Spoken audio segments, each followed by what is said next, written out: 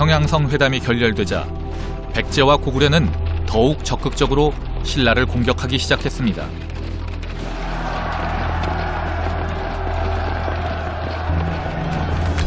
이번엔 한강 유역의 요충지였던 당항성이 공격의 주요 목표가 되었습니다.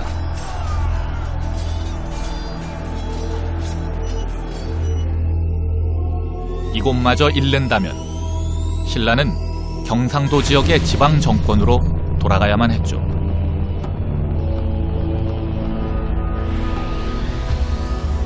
이제 신라에게 남아있는 카드는 떠오르는 초강대국 당나라뿐이었습니다.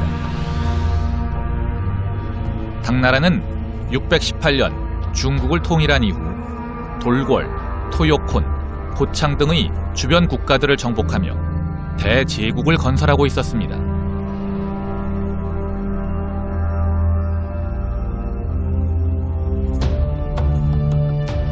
이제 당나라에게 남아있는 표적은 고구려뿐이었죠.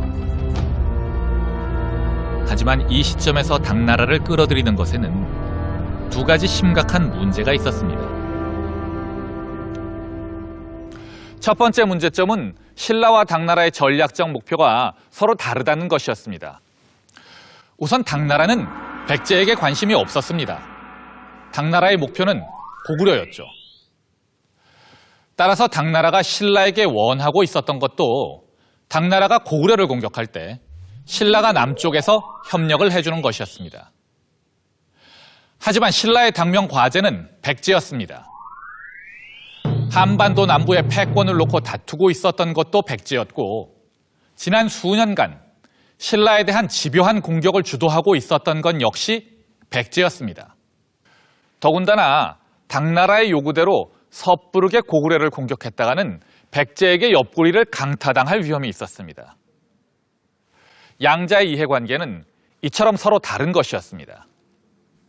그리고 더 큰 문제가 하나 더 있었습니다. 당나라를 끌어들이는 것은 어쩌면 늑대를 피하려다가 호랑이를 끌어들이는 꼴이 될 수도 있기 때문입니다. 금나라를 끌어들인 송나라의 경우처럼 말입니다.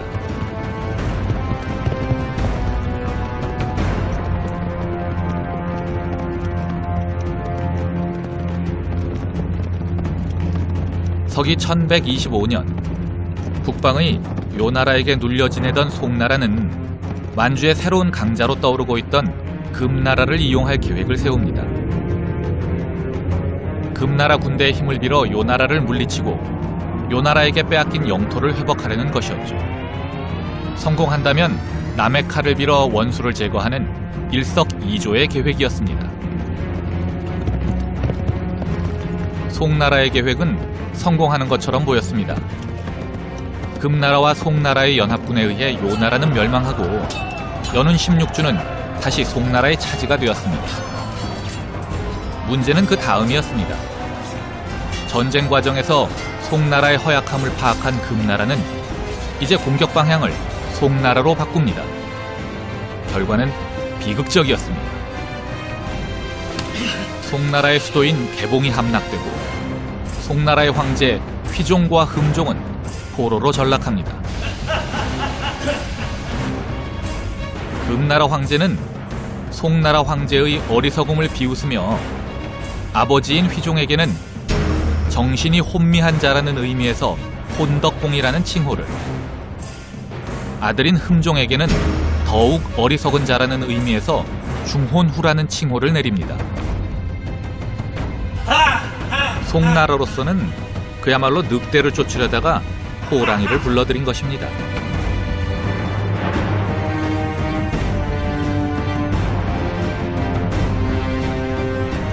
과연 신라는 송나라의 경우와 다른 결과를 만들어낼 수 있을까요?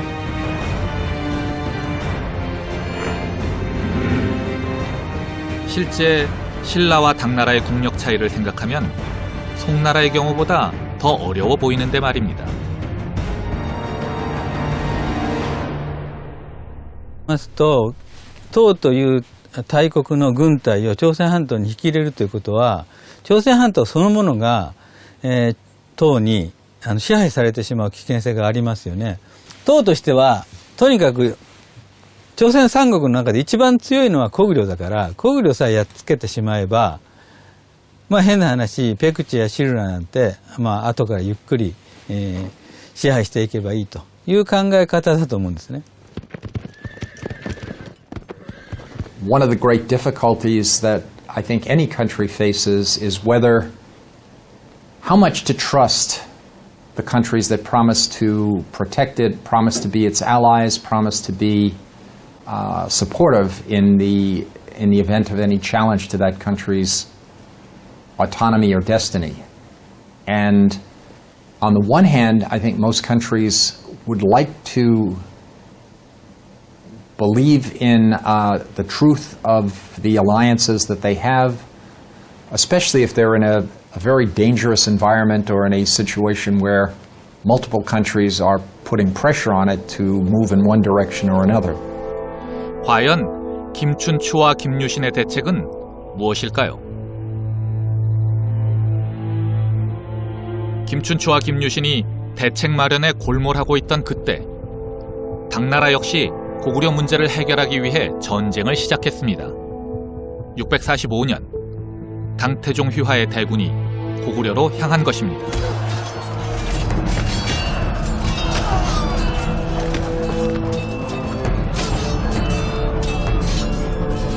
하지만 당나라는 고구려에게 참패합니다. 중국 역사상 최고의 영웅 중 한 사람인 당태종이었지만 고구려의 견고한 요동 방어선을 돌파하는 데는 실패한 것이었죠.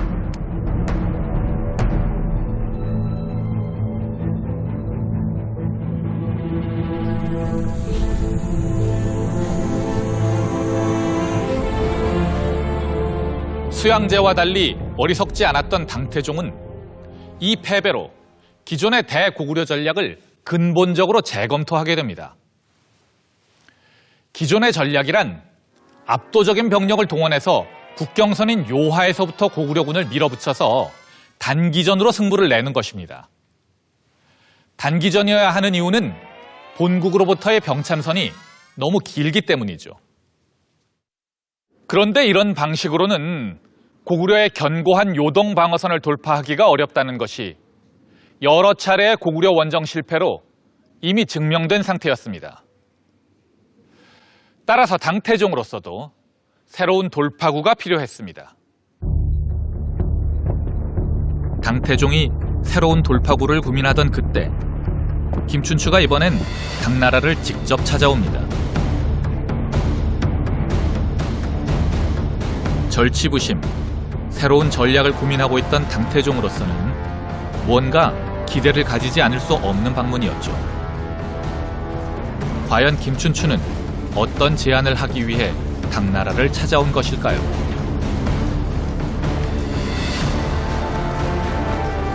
당태종이 가장 가려웠던 부분을 긁어준 것 같습니다. 고구려였죠. 그래서 고구려를 멸망시키기 위해서는 기본적으로 신라가 제2전선, 고구려의 남부 쪽에서 제2전선을 형성해서 고구려의 방어력을 약화시키는 역할을 해주어야 됩니다. 그런데 신라가 고구려의 남부로 올라가려고 하면 서쪽에 백제가 존재하고 있었기 때문에 고구려와 백제가 연합을 하게 된다면 오히려 신라가 위험에 처해집니다. 그래서 신라가 함부로 움직일 수 없는 상황이 됩니다. 그러다 보니까 당태종에게 먼저 백제를 없애고 나면 신라의 역량을 모두 모아서 북상을 하겠다. 그러면 고구려에 대한 제2전선이 형성될 테니까 이게 훨씬 효과적이지 않겠느냐. 이런 식으로 설득을 했을 것으로 보입니다.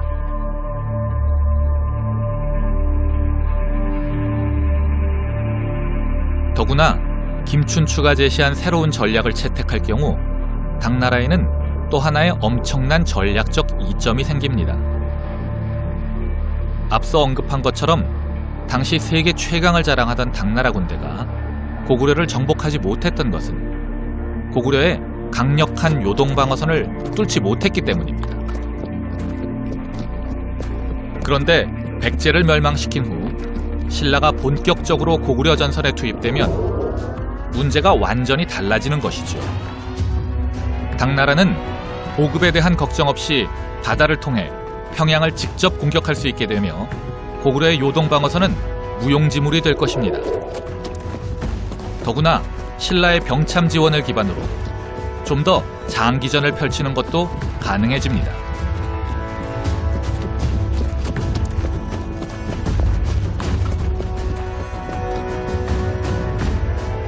결국 김춘추는 동아시아 전체의 지도를 새로 그리는 거대한 전략을 제시함으로써 당태종을 설득하는 데 성공합니다.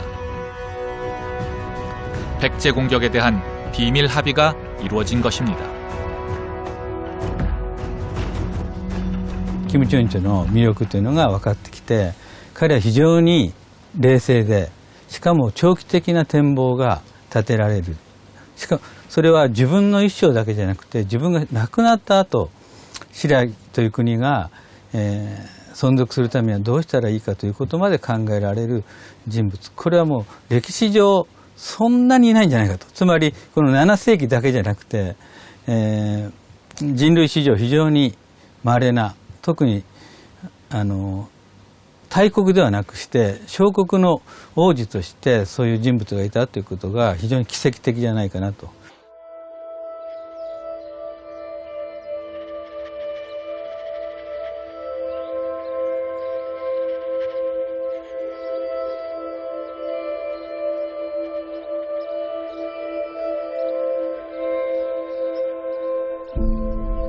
이렇게 당나라와의 사이에 전략적 합의를 이끌어냄으로써 신라는 난국을 돌파할 새로운 길을 찾아냈습니다. 그런데 이후의 상황 전개를 살펴보면 능동적으로 새로운 상황을 만들어 나간 신라에 비해 고구려와 백제의 선택에는 많은 아쉬움이 있습니다.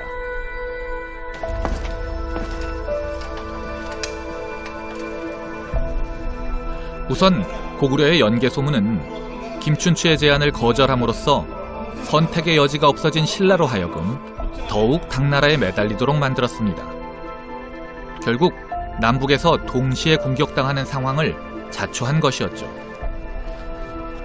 물론 동맹국인 백제가 신라를 견제해 줄 것이라고 믿었지만 김춘추가 당나라로 하여금 백제를 먼저 공격하게 하리라고는 상상도 하지 못했습니다.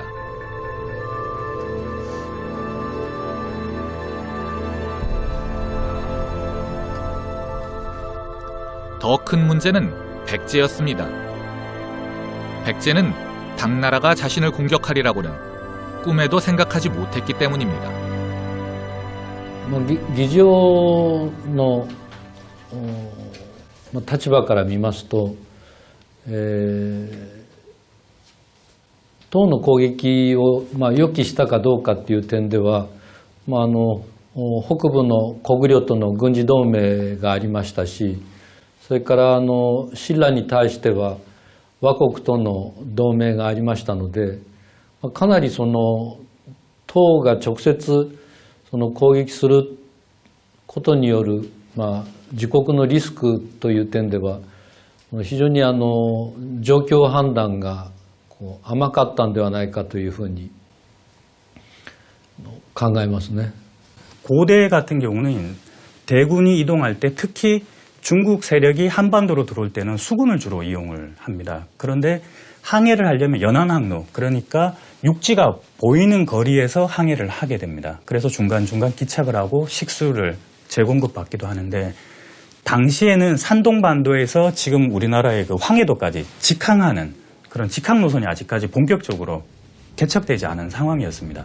그래서 만약에 당군이 출발하게 된다면 고구려를 경유를 해야 되는 상황입니다. 그렇다면 백제 입장에서 볼 때 당군이 적대국인 고구려 세력을 쉽게 통과하리라고 생각은 하지 못했을 것 같습니다. 결국 백제는 전혀 예상하지 못한 방향에서 전혀 예상하지 못한 적을 맞이하게 됩니다.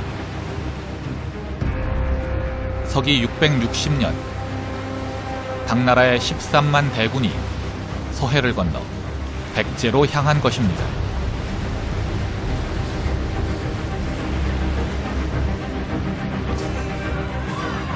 서해 쪽에서 공격해오는 당을 막기 위한 어떤 대책도 세워놓지 않은 상태였기에 전쟁은 그야말로 허망하게 끝났습니다.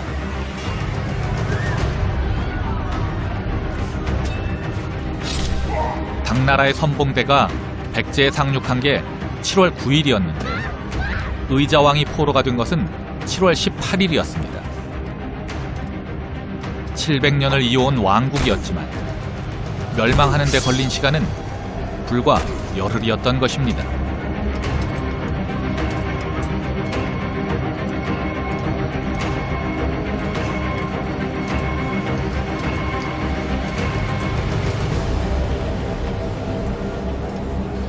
백제가 망하자 이번엔 고구려 차례였습니다.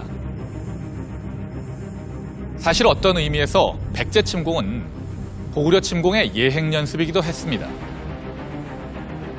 백제와의 전쟁에서처럼 신라가 남쪽에서 병참을 담당하면 당군이 서해를 통해 대군을 동원해서 평양을 직접 공격하는 것입니다. 이렇게 되면 고구려가 자랑하는 요동 방어선은 무용지물이 됩니다. 어쩌면 이것이야말로 김춘추가 제시한 새로운 전략의 핵심이었을 것입니다. 백제가 망한 다음해인 661년 신라와 당나라의 연합군은 고구려로 쳐들어옵니다. 평양은 순식간에 포위되고 더불어 요동방어선도 허망하게 돌파되었습니다. 더욱 심각한 문제는 요동방어선이 무용지물이 되었기 때문에 전방과 후방을 가리지 않고 고구려 땅 전체가 전쟁터가 되었다는 점입니다.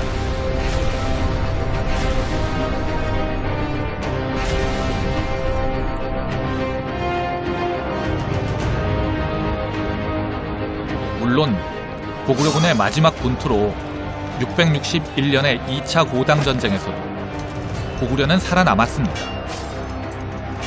하지만 이런 방식의 전쟁이 계속된다면 다음번에도 살아남을 수 있을지는 의문이었습니다.